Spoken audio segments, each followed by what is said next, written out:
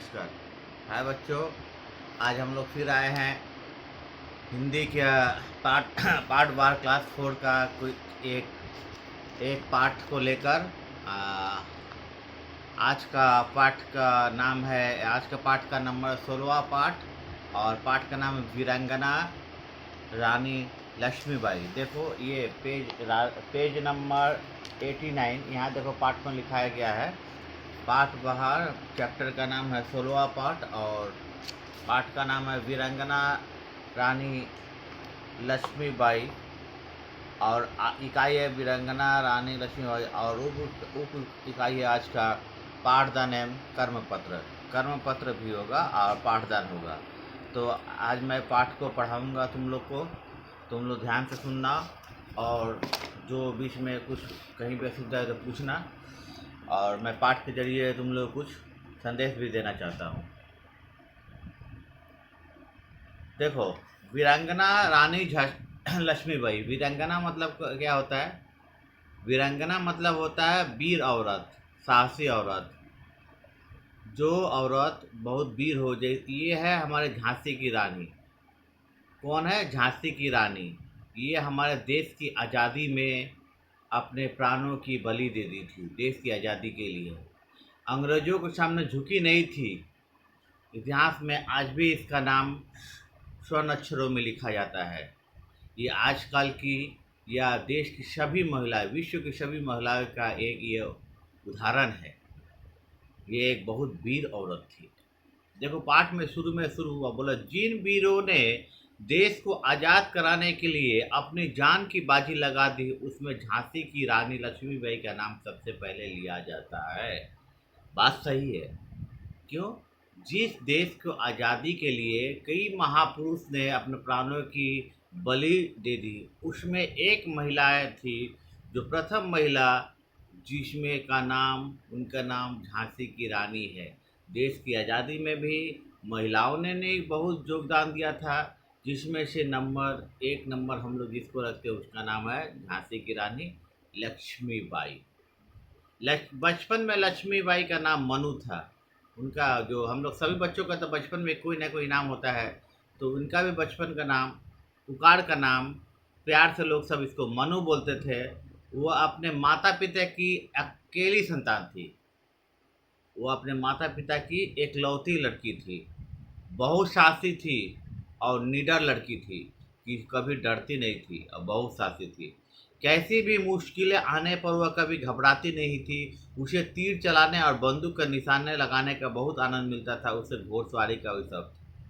कभी भी मुश्किल आता था, कोई भी समस्या, कोई भी आफत विपत्ति हो, कभी घबराती नहीं थी। जैसे तुम लोग घबरा जाते हैं कोई बात सुनकर, आजकल की महिला चाहे कोई भी पुरुष, कोई ऐसे बात होता है, कुछ महिलाएं कुछ पुरुष इस तरह है कि घबरा जाते हैं, लेकिन ये ऐसी महिलाएं थी कि कभी भी घबराती नहीं थी। सभी महिलाओं का अलग अलग शौक है, किसी को बहुत सारे बच्चियों का अलग अलग शौक है, लेकिन इनका क्या शौक था? तीर चलाना। तीर देखो ना, 3 बाण ऐसे तीर होता है, ये बाण होता है, और तीर जो तीर धनुष जिसको बोलते हैं हम लोग, तीर चलाती थी। बंदूक था, और बंदूक जो था जिससे गोली चलती है, यही उनका शौक था। इनको निशाना लगाने में, कोई टारगेट जो था, ये टारगेट निशाना लगाना इनका शौक था। माने तीर चलाना और बंदूक से निशाना लगाना इनका शौक था। और घुड़सवारी मतलब क्या बोलते हैं? घोड़े की सवारी, घोड़ा को तेज भगाना, घोड़े को कंट्रोल में करना, घोड़सवारी का इनको बहुत ही शौक था। जब मनु बड़ी हुई, जब वह झांसी की रानी मनु बड़ी हुई, तो उनका विवाह झांसी के राजा गंगाधर राव के साथ हुआ। उनका विवाह कर दिया गया किसके? झांसी के राजा गंगाधर राव के साथ। झांसी कहाँ है? झांसी के उत्तर प्रदेश के वहाँ पर स्थित है। यह मध्य प्रदेश और उत्तर प्रदेश के एकदम बॉर्डर पर, सीमा पर ही स्थित झांसी की। वहाँ पर झांसी जगह का नाम है, वहीं के राजा थे गंगाधर, उनके साथ विवाह कर दिया गया। अब वह झांसी की रानी बन गई। कुछ दिन के बाद उनका एक पुत्र जन्म हुआ। एक बेटा भी हुआ। सारी पूरा जब बेटा हुआ तो पूरा झांसी में आनंद आ गया, चारों बगल खुशी लग गई। लेकिन यह आनंद ज़्यादा दिन तक नहीं रहा। ये खुशी की लहर जो थी उनके पुत्र होने पर, ज़्यादा दिन तक नहीं रही। कुछ महीने में उनका पुत्र बीमार पड़ गया और बेचारा चल बसा। कुछ ही दिन में उसका बेटा जो पुत्र जन्मा था तबीयत खराब हो गई, अब बेचारा गुजर गया। कुछ समय बाद गंगाधर राव भी बीमार पड़ गए।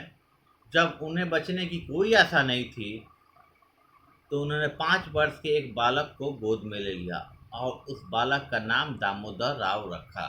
उसके उनके पति का भी, पहले उनके बच्चे का ध्यान हो गया, फिर उनके पति भी बेचारे बीमार पड़ गए।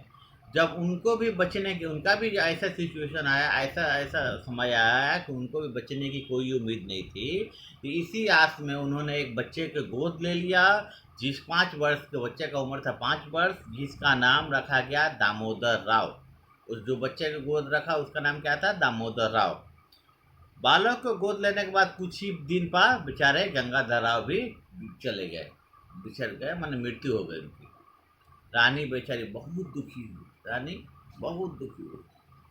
अब उन्होंने झांसी की वो बागडोर, माने झांसी जो वहाँ का प्रदेश था उसकी बागडोर अपने संभाल ली, मतलब वहाँ की रानी बन गई और वहाँ के समाज की, साम्राज्य की प्रशासन करने लगी, वहाँ की देख रेख करने, वहाँ की रानी नियुक्त हो गई और प्रजा की भलाई और प्रजा की देखभाल उनका ध्यान रखती है। प्रथम उनका काम करता है उनके राज्य की प्रजा कोई दुखी न रहे और किसी को कोई असुविधा नहीं, यही ज़्यादा ध्यान रखती थी। इसलिए प्रजा भी उनका बहुत सम्मान करती थी, आदर करती थी, मान करती थी, जो कि आजकल नहीं हो रहा है, और उन्हें बहुत प्यार करती थी। झांसी की रानी को प्रजा उनकी बहुत प्यार करती थी, क्योंकि वह उनका सम्मान भी करती थी। क्यों करती थी सम्मान और प्यार? क्योंकि झांसी की रानी अपने प्रजा की कभी भी कष्ट नहीं देखती थी, सदा ध्यान रखती थी वो भी। उस समय हमारे देश में देखो क्या हुआ उसको, उस समय हमारे देश में अंग्रेजों का अधिकार था, ब्रिटिश अंग्रेजों का अधिकार था, देश आजाद, गुलामी था अंग्रेजों का, ब्रिटिश इंडिया थे। ब्रिटिश जो थे विदेशी थे, वो हमारे देश पर कब्जा कर लिए थे, हमारा देश पराधीन था उस समय। वे सारे भारत पर अपना अधिकार करना चाहते थे। कौन? अंग्रेज। वे धीरे धीरे छोटे राज्यों को अपने राज्य में मिलाते रहे, छोटे छोटे राज्यों को अपने राज्य में मिलाते रहे, और नियम बना दिया कि जो राजा बिना संतान के मरेगा उसका राज्य अंग्रेज को मिला दिया जाएगा। मान क्यों भी राजा का जो संतान नहीं होगा तो राजा जब तक राज करेगा, राजा की मृत्यु के बाद उस राज्य का अधिकार अंग्रेज को दे दिया जाएगा। लक्ष्मीबाई ने पुत्र को गोद ले लिया था, पर अंग्रेज इसे नहीं माना। जब यह नियम था तो जो लक्ष्मीबाई जी ने जिसको गोद लिया था उसको भी राजा बनना चाहिए, लेकिन अंग्रेज ने इस नियम को नहीं माना। उन्होंने झांसी पर अधिकार करने के लिए अपनी सारी सेना को भेज दी। अंग्रेजों ने क्या किया? झांसी पर अधिकार करने के लिए अपनी सारी सेना को रानी के विरुद्ध खड़ा कर दिया, माने अब झांसी को हथियाना चाहते थे। देखो ये झांसी की रानी है, वीरांगना लड़ रही थी। देखो ये लड़ रही है किसके साथ? पीछे में देखो एक बच्चे को बांधे हुए थे, हाथ में तलवार, लड़ रही है। हम लोग डिटेल में आएंगे, इसका वर्णन करेंगे अभी। बोला रानी ने बड़े साहस के साथ अंग्रेजों का मुकाबला किया। रानी ने जब लड़ाई लग गया तो अंग्रेज, रानी झांसी की रानी थे, अकेले बेचारी अंग्रेजों के साथ अपने कुछ सेना की टुकड़ी लेकर पूरा मुकाबला किया। उनकी फौज ने अंग्रेजों के सामने सेना को, उनकी जो फौज थी, उनकी जो सेना थी, अंग्रेजों को मार भगाया, मार के पहले बार भगा दिया। अंग्रेज ने फिर से दो तरफ से हमला किया, अब एक बगल से भाग गया, फिर दोनों तरफ से घेर कर हमला किया।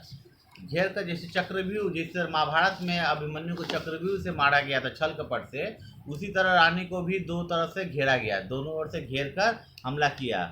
रानी की फौज ने फिर भी रानी की फौज ने शत्रु का डट कर मुकाबला किया। अंत में अंग्रेजी सेना ने झांसी की रानी के किले, जो था किला किसको बोलते थे? महल, राजप्रसाद, दुर्ग, जो जिसमें रानी रहती थी, उसी किले को घेर लिया। चारों बगल से अंग्रेजों ने के सैनिकों ने घेर लिया, कब्जा कर लिया। 8 दिन तक किले पर गोले बरसाते रहे। अंग्रेज कितने निर्दयी थे सोचो, एक महल, एक घर पर लगातार 8 दिन तक गोले बरसाते रहे, बम गोला सब बरसाते रहे।